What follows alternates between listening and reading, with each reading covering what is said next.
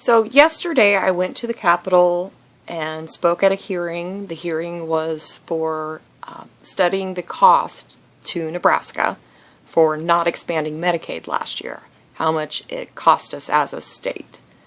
And I was asked to speak and did my speech.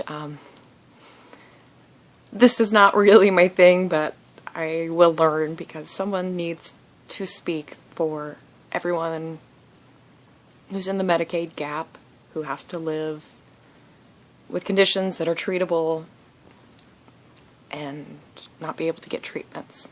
So here we go. Here is the speech I gave yesterday at the Nebraska State Capitol. It was a lot easier this time. I knew all of the state senators that were up there. I've met them all before, and I got to see a couple of the new ones that are going to be starting in January.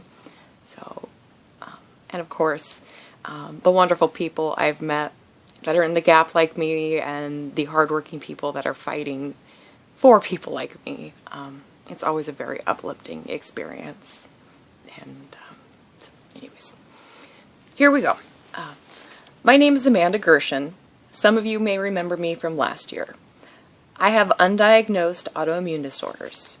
1 in 20 Americans have an autoimmune. My own body is destroying itself.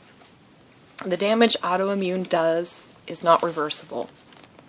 There is no cure, but there are treatments that slow the progress and destruction. If my body continues without treatment, it could affect my organs to the point I couldn't take the medicines, sometimes even leading to death.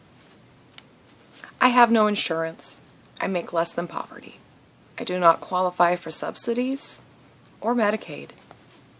The last year has been very hard. I never expected to get this sick so quickly, but here I am. I have applied for disability, but I am stuck, waiting for everything to go through. And as we know, Medicaid isn't instantly granted with disability. So I have to wait and hope I don't get sick. I'm losing my hair in clumps. I've lost 20% of my body weight in 3 months. And I don't know why, and I have nowhere to go to find out. I hate the ER, but I've gone 3 times this year. Twice because my heart was not beating correctly.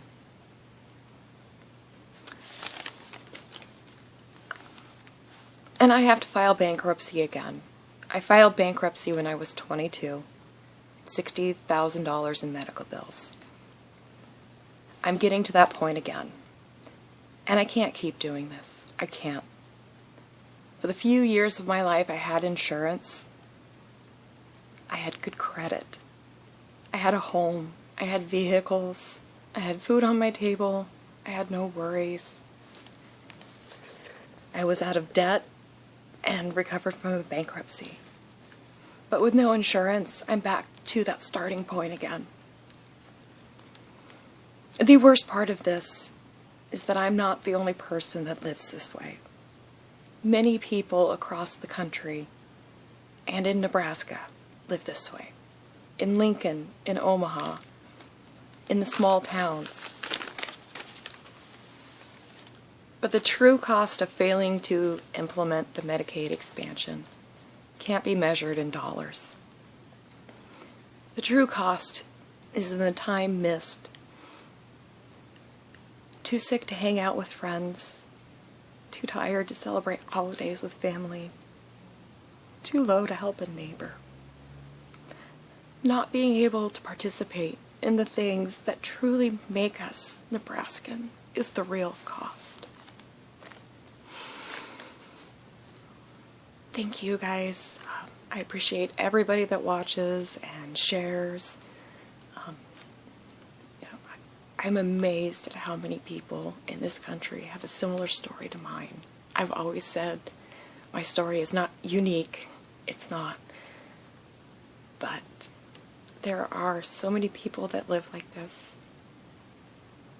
and struggle like this and don't deserve to, because they've worked hard and they've done the right thing and they've tried. And you don't know who it is. A lot of my friends that have seen these videos comment to me that they didn't realize it had gotten this bad. And I know most people don't realize how bad it is because I don't want them to know. That's why part of this is so hard. You don't want people to know you're sick and in pain all the time and miserable, so you put on a smile and keep trying, but I'm just going to be honest, and like I said, you don't know who lives in the Medicaid gap. There's so many different people. There was a wonderful veteran yesterday that came and spoke, Lieutenant Ditto. She spoke on her own, not representing anyone, but talked about how many of our veterans are in the Medicaid gap, how many of their wives are in the Medicaid gap. There are just so many people that you don't realize live like this with chronic treatable conditions. And, it's hard to keep hoping that something will change. But even if nothing changes, I hope I at least bring hope to people like me who are too afraid to come forward and talk about it and be honest, and that's fine. It is. But if you're in the Medicaid gap, please get involved. If you aren't in the Medicaid gap, please get involved. This is a very important issue in our country right now. The medical care that people can't receive. There's so many aspects to this. Please learn about it. If you need resources, email me. My email is attached to my YouTube, so it's pretty accessible, samandagershon@gmail.com. And if you're in the gap and just want to reach out to somebody, I'm here too.